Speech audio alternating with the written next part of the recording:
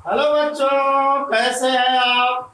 आज हम आपको कक्षा 10 में फिजिक्स के प्रकाश वाले पार्ट में आपको बहुत ही इम्पोर्टेंट जो इसमें गोलीय दर्पण द्वारा प्रतिबिंब बनाने के नियम है, ये बहुत ही इम्पोर्टेंट है जिसको आज हम बता रहे हैं। और आप लोग बहुत ही ध्यान से समझने का प्रयास करिएगा, और जहां भी आपको कहीं भी समझने में असुविधा होगी आप लोग तुरंत कमेंट करके बताइएगा, मैं उसको सुधारने का पूरा प्रयास करूंगा। तो आइए हम लोग अध्ययन करते हैं कि गोलीय दर्पण जो हम बताए थे आपको, अवतल दर्पण उत्तल दर्पण, उसके द्वारा हम लोग कैसे प्रतिबिंब बनाएंगे, आगे उसमें कैसे चल के प्रतिबिंब बनाएंगे। पहले यहाँ पर समझेंगे कि क्या नियम है उसके, यानी कि कैसे किरण आपतित होती है तो कैसे परावर्तित होती है, कहां से आपतित होती है तो कहां से परावर्तित होकर के जाएगी। तो इस तरह हम आपको गोलीय दर्पण द्वारा प्रतिबिंब बनाने के नियम बता रहे हैं। इसके कई नियम हैं, लेकिन मुख्यतः 3 नियम है। यदि आप 3 नियम इसमें जान गए तो हाई स्कूल से लेके इंटरमीडिएट तक कभी भी आपको इमेज फॉर्मेशन में कोई भी दिक्कत नहीं होगी। तो देखते हैं आगे, हम बताते हैं आपको। पहले लेते हैं अवतल दर्पण के लिए। अवतल दर्पण, अवतल दर्पण में इमेज फॉर्मेशन कैसे होता है, इसको बोलेंगे हम लोग कनकेव मिरर। कनकेव मिरर में देखिए, और प्राय आप लोग जानते रहिए कनकेव मिरर कैसे बनता है, अवतल दर्पण। तो इसके पिछले वाले वीडियो में हम बता चुके हैं कि किसी भी दर्पण में कौन कौन से पॉइंट होते हैं, उसके क्या क्या नाम होते हैं।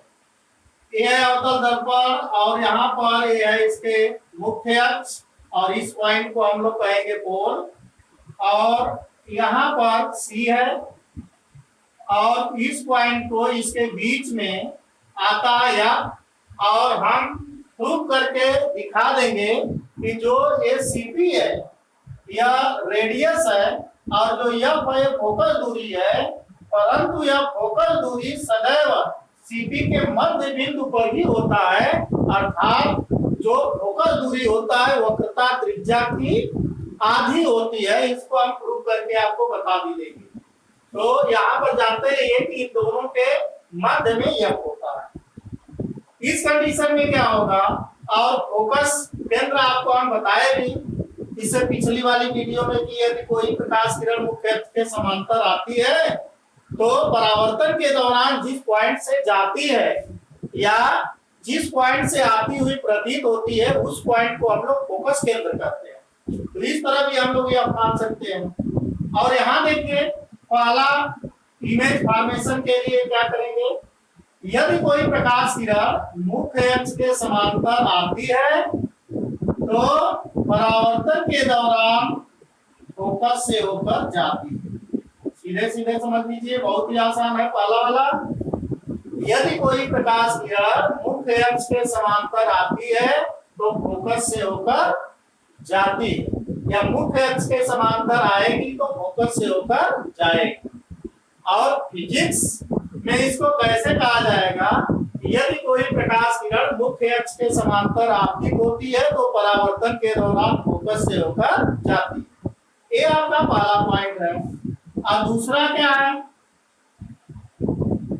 दूसरा थोड़ा सा इसमें हम लोग परिवर्तन करेंगे।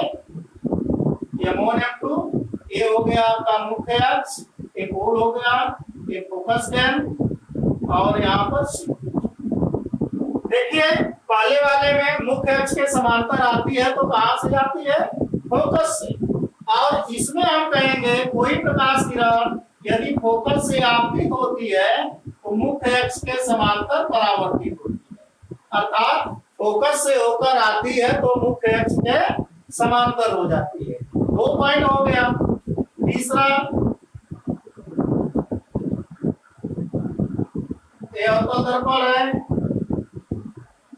इसका नाम M1 M2, और ये मुख्य अक्ष इसमें पोल P, radius of curvature, centre of curvature C, focal केंद्र F। और तीसरा पॉइंट है कि जब कोई प्रकाश किरण C से होकर आपतित होती है, जब कोई प्रकाश किरण C से होकर आपतित होती है तो अपने ही मार्ग से वापस लौट जाती है। जब कोई प्रकाश किरण C या वक्रता केंद्र से आपतित होती है तो अपने ही मार्ग पर क्या हो जाती है, वापस हो जाती है। और इसमें अगला भी नियम हम बता दें आपको, वो भी आ जाता है कभी कभी, उसके द्वारा भी इमेज का फॉर्मेशन करते हैं। इमेज का फॉर्मेशन का मतलब कैसे प्रतिबिंब बनाते हैं दर्पण के द्वारा। प्रतिबिंब का बनना, कोई भी प्रकाश किरण यदि दर्पण के कोण पर आपतित होती है तो परावर्तन के नियम का पालन करती है। ये इसका चौथा पॉइंट। और एक पॉइंट और हम लोग कर सकते हैं, जैसे कनकेव मिरर हो गया, मतलब अवतल दर्पण हो गया, एक मुख्य अक्ष हो गया P, और ये हो गया C F। अगर कोई भी प्रकाश किरण C से चलती है, ऐसे अगर C से चलती है तो पुनः उसी मार्ग पर वापस लौट आती है। ये भी हो सकता है इसमें। इस प्रकार इसमें 5 पॉइंट हैं, लेकिन इसमें जो आपको कोर्स में अधिक से अधिक आएगा 4 पॉइंट के द्वारा या इसमें 3 पॉइंट के द्वारा ही हम समस्त इमेज को बना सकते हैं। तो क्या है, एक बार समझ लीजिए। फर्स्ट, यदि कोई प्रकाश किरण मुख्य अक्ष के समांतर आपतित होता है तो परावर्तन के दौरान फोकस से होकर जाता है, और यदि कोई प्रकाश किरण फोकस से होकर आता है तो परावर्तन के दौरान मुख्य अक्ष के समांतर हो जाता है। और तीसरा, यदि कोई प्रकाश किरण C से आपतित होती है तो अपने ही मार्ग पर वापस लौट जाती है। और चौथा, यदि कोई प्रकाश किरण बिंदु P पर या पोल पर आपतित होती है तो वह परावर्तन के नियम का पालन करती है, यानी परावर्तित किरणें जो है परावर्तन के नियम का पालन करते हुए, इसका मतलब कि जितने एंगल पर आपतित होती है उतने ही एंगल पर क्या होती है, परावर्तित होकर के वापस लौट जाती है। और एक हम आपको बता दें, मुख्य अक्ष से अगर आती है तो उसी मार्ग पे वापस लौट जाती है, ये भी हो सकता है।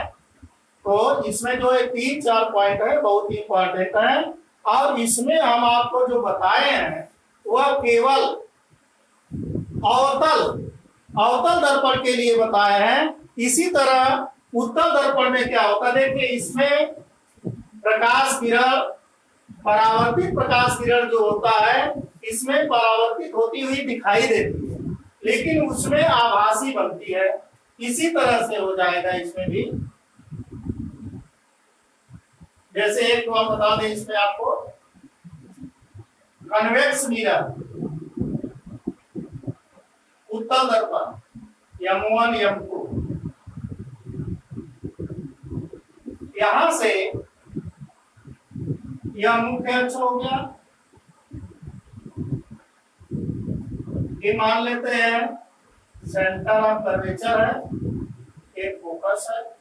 तो इसमें पहला वाला इसका पॉइंट होगा उत्तल के लिए, जब कोई प्रकाश किरण मुख्य अक्ष के समांतर आपतित होती है, आती है तो परावर्तन के दौरान वह फोकस से होकर जाती है, अवतल में जाती है और उत्तल में आती हुई प्रतीत होती है। समांतर जाएगी तो कहां से आती हुई प्रतीत होगी, फोकस केंद्र से आती हुई प्रतीत होती है परावर्तित किरण। और सेकेंड इसमें हो जाएगा, थोड़ा सा इसमें तब्दीली ला देंगे और क्या कहेंगे, देखिए M1 M2 या मुख्य अक्ष हो जाएगा, AC हो गया, AF हो गया। और इसमें बोलेंगे कोई भी, देखिए यहाँ पे कोई भी प्रकाश किरण मुख्य अक्ष के समांतर आता है या आपतित होता है तो परावर्तन के दौरान फोकस से आता हुआ प्रतीत होता है उत्तल में। और पुनः थोड़ा सा तब्दीली लाएंगे तो कहेंगे यदि कोई प्रकाश किरण फोकस पर आपतित होता है तो परावर्तन के दौरान मुख्य अक्ष के समांतर हो जाता है। ये हो जाएगा, ये आपतित हो रहा है, ये भी। और तीसरा नंबर इसमें होगा, यहां पर देखिए, अगर ये सी पर आपतित होता है तो यहां से आभासी किरणें होगी और परावर्तन के दौरान ये सी से आता हुआ प्रतीत होगा। ये है आपका उत्तल दर्पण।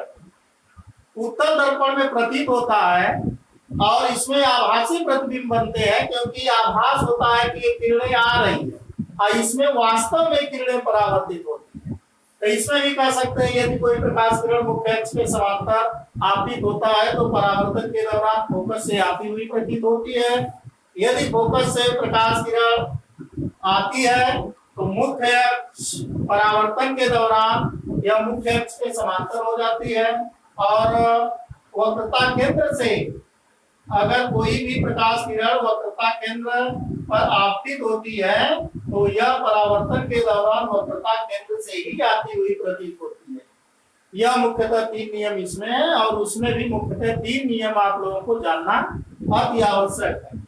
और इसके बाद हम आपको इसमें डेरिवेशन करा देंगे कि फोकस दूरी और वक्रता त्रिज्या में क्या संबंध, फोकस दूरी और वक्रता त्रिज्या में संबंध क्या है। बिना इसके जाने आप लोग आगे नहीं जान पाएंगे। आगे क्या करना है, कैसे, कौन कौन से पॉइंट कहाँ होंगे, किसको फोकस दूरी कहेंगे, किसको वक्रता त्रिज्या कहेंगे, उसमें क्या संबंध है, यह जानना अति आवश्यक। और देखिए, इसको तो इस साल कोविड-19 की वजह से इसको जो है आपके कोर्स से बाहर कर दिया गया, लेकिन आपको इसको जानना अति आवश्यक है। जानकारी के लिए आपको हम बता दे रहे हैं। जैसे ले लेते हैं कि अवतल दर्पण के लिए फोकस दूरी और वक्रता त्रिज्या में संबंध, फोकस दूरी तथा वक्रता त्रिज्या में संबंध, relation between focal length and radius of curvature. इसमें हम लोग कनकेव लेंस से कैसे हम लोग मान निकालेंगे, इसका कैसे रिलेशन निकालेंगे। देखिए, मान लेते हैं कोई अवतल दर्पण M1 M2 और इसका मुख्य अक्ष, और ये है इसका पोल B, और यहाँ पर इसका radius of curvature, centre of curvature मान लेते हैं C, और यहाँ से इसको मिला देते हैं, और एक प्रकाश किरण यहाँ से आपतित होगी और इस पॉइंट पर यह आपका बिंदु होगा, यहाँ आएगी। यह जो आपतित प्रकाश किरण है AB मान लेते हैं इसको। जब आपतित प्रकाश किरण AB है और यह जो है देखिए BC जो है यह विलंब की तरह काम करेगा इस पर, और यह इंगित I पर आएगा, और यह देखिए मुख्य अक्ष के समांतर है, तो यह परावर्तन के दौरान यह मुख्य अक्ष को जिस पॉइंट पर काटता है उसको हम लोग फोकस केंद्र भी कहते हैं। और यहाँ देखिए इस प्रकार यह ABC, यह जो है आपतन कोण है, CB यह परावर्तन कोण हो गया, इसको हम लोग R लिखेंगे, और यहाँ B से एक नॉर्मल ड्रॉ कर देंगे, इसमें BN हो जाएगा। और यहाँ पर देखिए ये जो त्रिभुज आपका बना है CPCFB, इस त्रिभुज के अनुसार हम लोग निकालेंगे कि यहाँ से यहाँ तक का डिस्टेंस देखिए आपका है रेडियस ऑफ कर्वेचर CP, इसको R कहेंगे, और P और F के बीच का दूरी जो होगा इसको F कहेंगे। और यही R और F में संबंध आपको हम बताने जा रहे हैं। देखिए ध्यान से, यह जो है परावर्तन के नियमानुसार यह आतित किरण है, यह परावर्तित है, यह अभिलंब है, एंगल आई है, एंगल आर है, अर्थात ये आपतन कोण परावर्तन कोण और आपतन कोण परावर्तन कोण दोनों बराबर होते हैं। अब आ जाइए, थोड़ा सा मैथमेटिक्स का प्रमेय इसमें लगेगा। हम लोग जानते हैं कि यदि दो समांतर रेखा को कोई तिर्यक रेखा काटती है तो उस कंडीशन में बना हुआ एकांतर कोण हो चाहे संगत कोण हो, दोनों बराबर होते हैं। तो यहाँ पर देखिए, यह AB और CP एक दूसरे के समांतर रेखाएं हैं। इसको BF जो रेखा है तिर्यक काट रही है, तो इस कंडीशन में देख सकते हैं यहाँ पे, या यहां से भी देख सकते हैं, AB और CP यह दोनों ही समांतर रेखा है और यहाँ पर ये रेखा इसको काट रही है। तो इस कंडीशन में यह एंगल जो I है, यहाँ पर भी I के बराबर एक एंगल बन जाएगा, जिसको हम लोग लिखेंगे I। और यह I और R हम लोग जान रहे हैं कि बराबर होता है परावर्तन के नियम से। जब किसी भी ट्रायंगल में, ट्रायंगल BCF, इसमें देखिए दो एंगल बराबर हैं, तो किसी भी ट्रायंगल में अगर दो एंगल बराबर होते हैं या किसी त्रिभुज में दो कोण बराबर हैं, तो उसके आमने सामने की भुजा भी क्या होती है, बराबर होती है। इसके आमने सामने की भुजा जब बराबर हो जाएगी तो ये CF इक्वल टू BF। तो इस प्रकार थोड़ा सा हम निकाल के आपको दिखा दें, देखेंगे angle I equal to angle R, या इसको लिख सकते हैं परावर्तन के नियम से हमने इतना लिख दिया और आप पहचान नहीं पाएंगे कि कौन I है कौन R है, इसलिए हम एंगल का नाम भी लिख देते हैं। I के लिए लिख सकते हैं angle ABC equal to angle CBF। Okay, और पुनः चूंकि AB समांतर BC तथा BC तिर्यक रेखा है, तिर्यक रेखा है, इस तरह ए एंगल बराबर यह एंगल, तो लिख सकते हैं ABC equal to angle A वाला लिखेंगे, जिस एंगल का हम लोग नाम लेंगे वो बीच में रहेगा BC या यह इक्वेशन 2 होगा और इसको इक्वेशन 1 मान लीजिए। ABC देखिए दोनों में है, लेफ्ट हैंड साइड इक्वल है तो राइट हैंड साइड इक्वल होगा। इस तरह हम लिख सकते हैं समीकरण 1 व 2 से angle CBF equal to angle BCF, यानी इस कंडीशन में यह एंगल इक्वल टू यह एंगल। तब प्रमेय द्वारा देखिए दोनों एंगल क्या है, बराबर है। तो किसी भी त्रिभुज में दो एंगल बराबर है तो उसके सामने की भुजा क्या होगी, बराबर होगी। तो ये हो जाएगा आपका CF इक्वल टू BF, यह इक्वेशन नंबर 3 होगा। और यहाँ पर देखिए, अब हम कहेंगे यदि दर्पण का द्वारा छोटा हो,